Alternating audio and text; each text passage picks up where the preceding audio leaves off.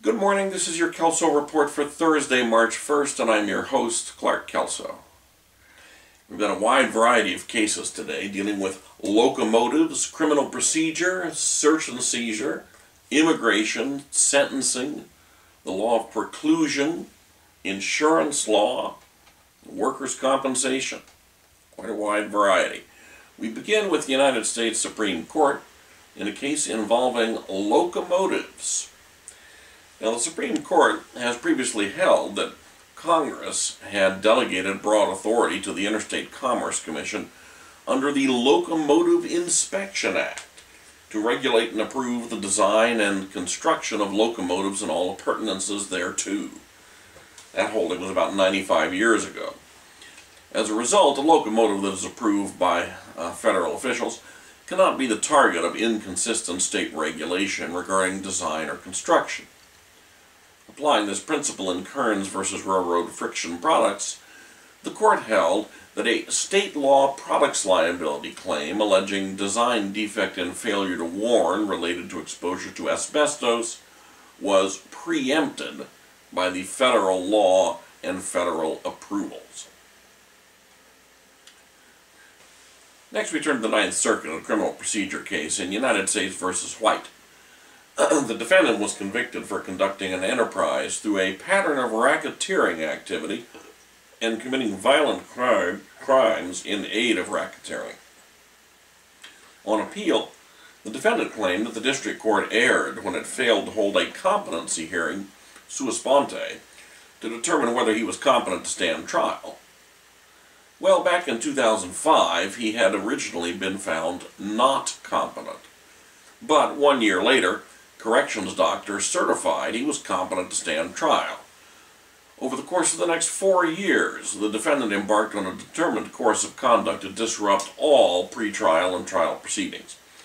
He made it difficult for his counsel, refused to cooperate at times, and when trial began, refused to sit silently during proceedings. With the result, he was able to sit in the courtroom only 4 days out of 25 trial days. His own lawyers told the trial judge they believed he was competent, but he was refusing to cooperate. Given the defendant's pattern of disruptive conduct, the opinion of his own attorneys, and the trial judge's personal interactions with the defendant, the Ninth Circuit found that a reasonable judge would not have entertained a bona fide doubt as to the defendant's ability to understand the nature and object of the proceedings against him and the ability to assist in his defense. Given this finding, the trial court did not abuse its discretion in failing to conduct a new competency hearing. In essence, you had a defendant who was trying to game the system and to manipulate the system to avoid conviction.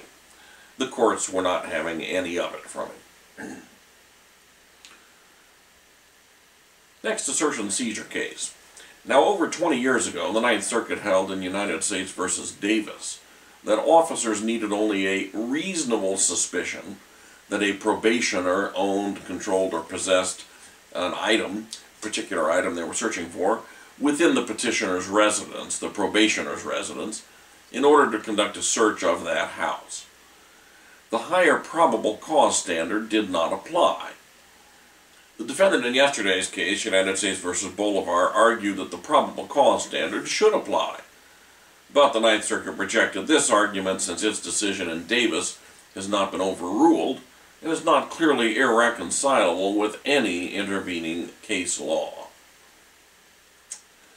Next, an immigration case from the Ninth Circuit. The petitioner in Rowett v. Holder was convicted of violating Section 647 of the California Penal Code, which prohibits disorderly conduct involving prostitution. And he was convicted of attempting to dissuade a witness or victim under Section 136 of the Penal Code. Well, these convictions have immigration consequences. The Ninth Circuit affirmed the Board of Immigration Appeals' conclusion that disorderly conduct involving prostitution is categorically a crime involving moral turpitude. Because his conviction for dissuading a witness is also a crime involving moral turpitude, the petitioner had been convicted of 2 crimes involving moral turpitude, and he was therefore deportable. Next, a criminal sentencing issue. The defendant in People v. Schoenbachler, was convicted of grand theft and financial elder abuse, both felonies, and 2 counts of misdemeanor elder abuse. The felony financial elder abuse and 1 of the misdemeanor elder abuses dealt with the same period of time, and both charges dealt with the same fundamental goal of depriving the victim of a particular asset. The trial court imposed a separate sentence for both the felony and the overlapping misdemeanor conviction. But the California Court of Appeal for the 6th District decided that under Section 654 of the Penal Code, those 2 convictions were actually for a single offense, and the court therefore modified the sentence to stay the sentence for the misdemeanor conviction. You only can be convicted once for the 1 crime. Next, the issue of preclusion was before the court in Mundy v. Link. The rules of claim preclusion are designed to force a plaintiff to bring all of his or her claims against the defendant in one lawsuit. Claim splitting is frowned upon. So it was in Mundy v. Link, where a disabled person had brought a suit against a business alleging accessibility violations under the Unruh Civil Rights Act and the California Disabled Persons Act regarding the design of the restrooms at the business. The parties settled this lawsuit, and the defendant, as part of the settlement, released the defendant from all known and unknown claims. Well, subsequently, the plaintiff tried to sue the same business owner regarding another alleged violation, this time involving parking spaces at the same business location. But the 2nd District held that this second lawsuit was contractually barred, since the plaintiff could have included this claim in its first lawsuit. You get 1 bite at the apple. Next, a case involving land use regulation at the local level. The city of Lake Forest had enacted a land use ordinance that made the operation of a medical marijuana dispensary a per se categorical nuisance. The 4th District held that this ordinance was preempted by state law, which specifically authorizes dispensaries at sites where medical marijuana is collective or cooperatively cultivated. According to the 4th District, while a city may regulate the location of such dispensaries, it may not, consistent with state law, entirely ban dispensaries by declaring them to be categorical nuisances. The court's holding here tries to thread the needle of permitting some local regulation while not permitting total bans. Next, an insurance law case. 2 lawsuits litigated the question of which company should ultimately bear the burden of paying for the victim's injuries in a car accident. The victim's garbage truck was rear-ended by a truck driven by Global Hawk's insured. Yet Global Hawk refused to pay the victim's claim, so the victim obtained uninsured motorist benefits under his employer's insurance policy issued by Century National. Well, Century National then sought reimbursement from Global Hawk. The 1st District held that Global Hawk was indeed liable for the collision under the terms of its policy and the federally required MCS 90 endorsement, and therefore Global Hawk was required to reimburse Century National for the amounts it paid to the victim.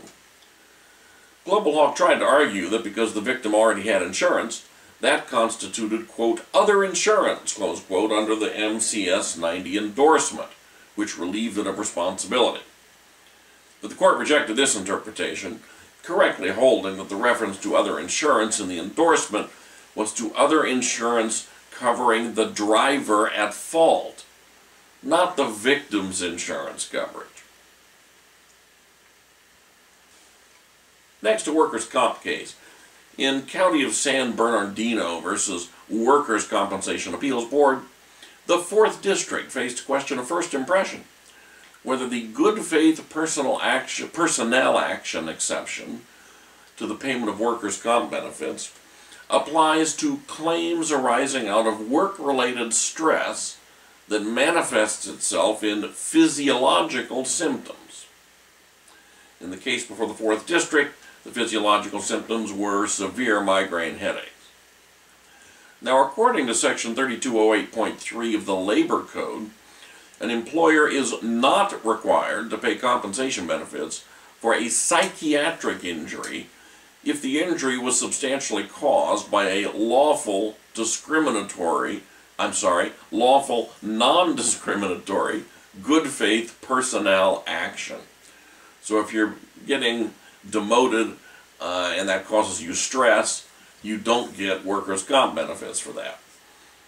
Well, the Workers' Comp Board determined that although the employee could not recover for the injury to his psyche, because that injury had been caused by disciplinary actions that were good faith personnel actions, the employee could recover for the migraine headaches brought on by the related on-the-job stress. The 4th District disagreed with this interpretation, holding that Section 3208.3 was intended to provide a broader limit on recoverability for injuries resulting from good faith personnel actions. And in this case, since the migraines were solely attributable to the psychological stress, the court held those were not covered by workers' comp and were subject to the exception. Well, that's it for today's Kelso Report. Have a great day in the law.